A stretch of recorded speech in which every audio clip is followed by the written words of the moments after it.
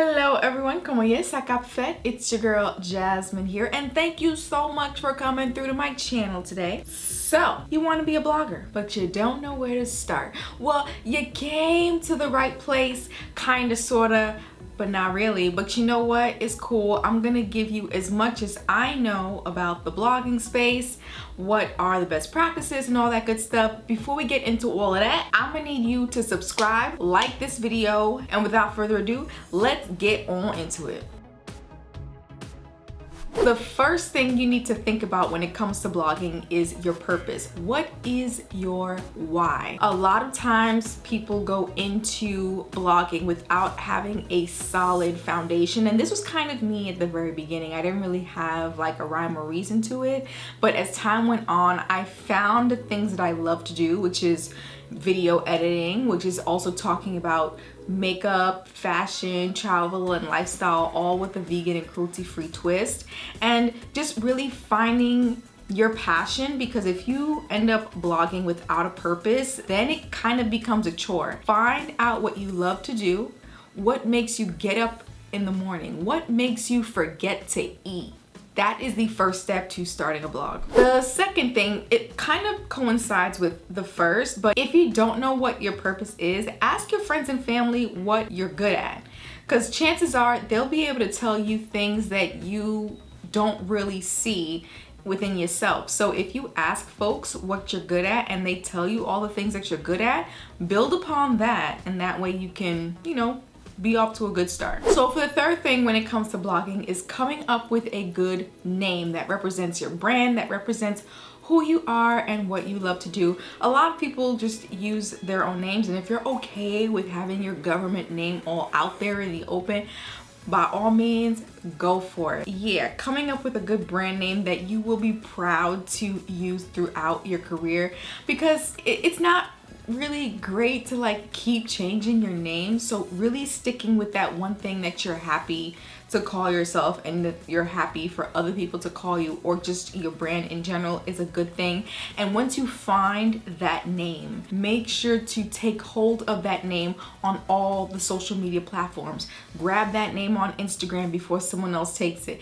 Grab it from YouTube before someone else takes it. Grab that domain name. Apparently there's another Jasmine Rose, but they're like, yoga or psychology or something like that. They're not doing anything with the damn blog. You're gonna need to grab your name from all these social media platforms. That way you can streamline all of your content, whether it be from your blog, your Instagram, your YouTube, your Facebook. Trust me, streamlining your name throughout all the platforms is so key. Tip number 4 is to actually create content. Now, before you start posting on your blog, on your Instagram, on your YouTube and whatnot, I highly recommend that you create content in batches. That way you're not feeling so overwhelmed when it comes to creating content. And that is something I actually need to practice in my life, because I'm actually filming this on the same day that I'm uploading it. That's not really smart, but look, sis,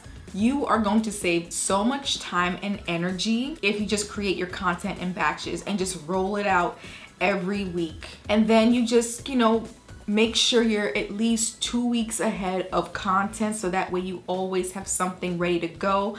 Because the most important thing with having a blog, which kind of goes into like another tip, is being consistent. And the way to be consistent is to constantly put out content.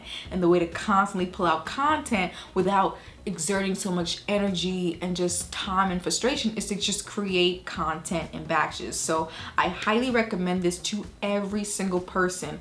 Don't just start the blog with nothing on it. That's another thing, especially when it comes to the blog. Make sure you have 3-4 bits of content ready to go. I would say you should have a blog post ready for each category that you're planning to do on your blog. So if you have a blog that's related to lifestyle, makeup, fashion, travel, make sure you have one blog post on fashion, one blog post on makeup, one blog post on such and such and such and such. So that way you have content already on the blog before you make it live, so that way when someone looks at the blog, they're not just seeing one post. They have other posts to choose from. Now, when it comes to the type of equipment you'll need, I'm be honest with you, a lot of people, they want to stress the importance of getting a really awesome camera and all that stuff, but when you're just starting out, ain't nobody got money for that. What I recommend is using your iPhone. iPhone quality nowadays, especially like the iPhone 10,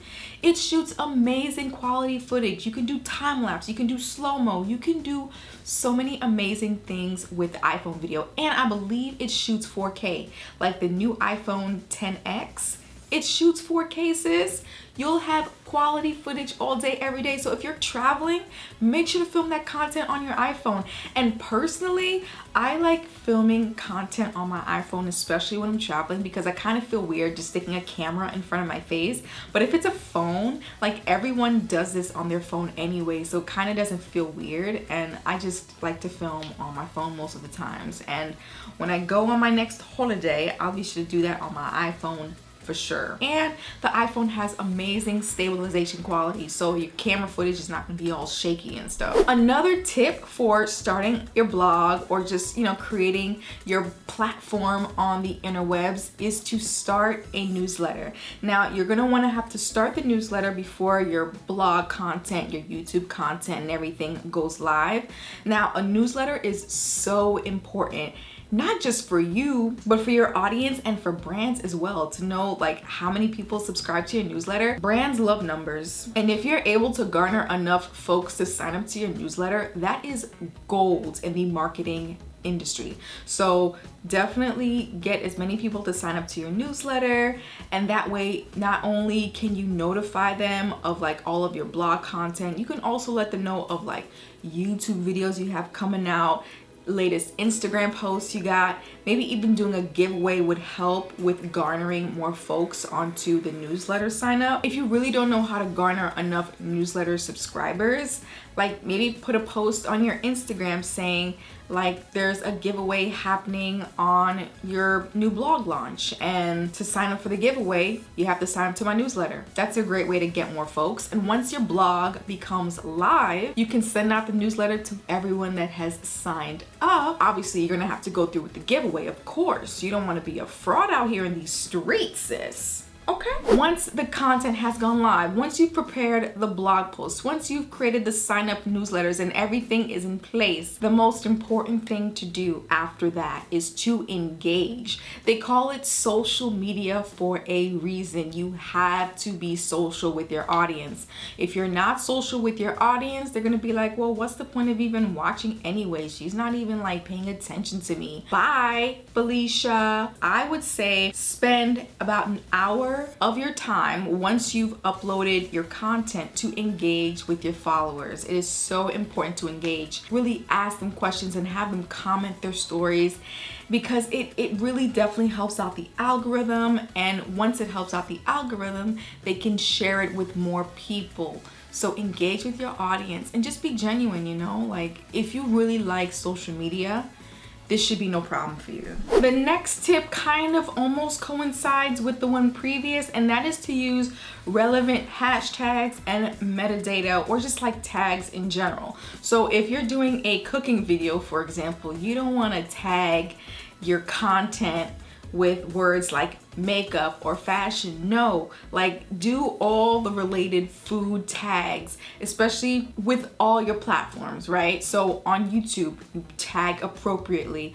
On Instagram, you use the appropriate hashtags. On your blog, make sure you use the appropriate tags as well. And like, I cannot recommend enough the importance of having those appropriate taglines and stuff, or just like tag words, because not only is your audience able to see exactly what they're looking for, but brands can see like the type of content you create too. Like if they're like a food brand or like a food marketing company and they want someone who does vegan cooking, they're gonna search vegan cooking like hashtags on Instagram or whatnot, and they find you, and that's gold. So make sure you're tagging each specific photo on your Instagram with the appropriate hashtags. It shouldn't be the same hashtags, because Instagram is gonna catch on real quick and they're not gonna send your content to as many people. Same as on YouTube. If you're using the same hashtags on YouTube, it's gonna be the same thing.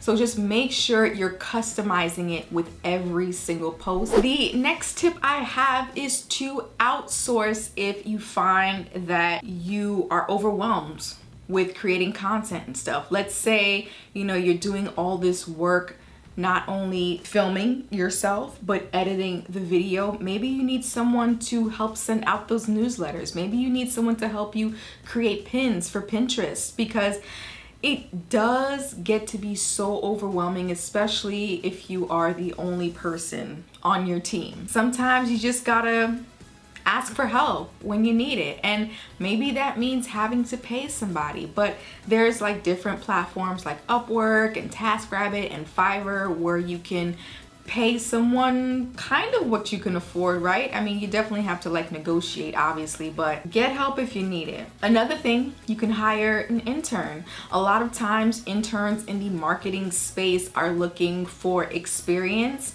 and a lot of times they just need like the experience to get the credit for school. If you search and look for interns that are looking for college credit, definitely take advantage of that. You know, all this stuff, I need to take my own damn advice, because these are actually some really good tips. The last tip I have is just to have fun.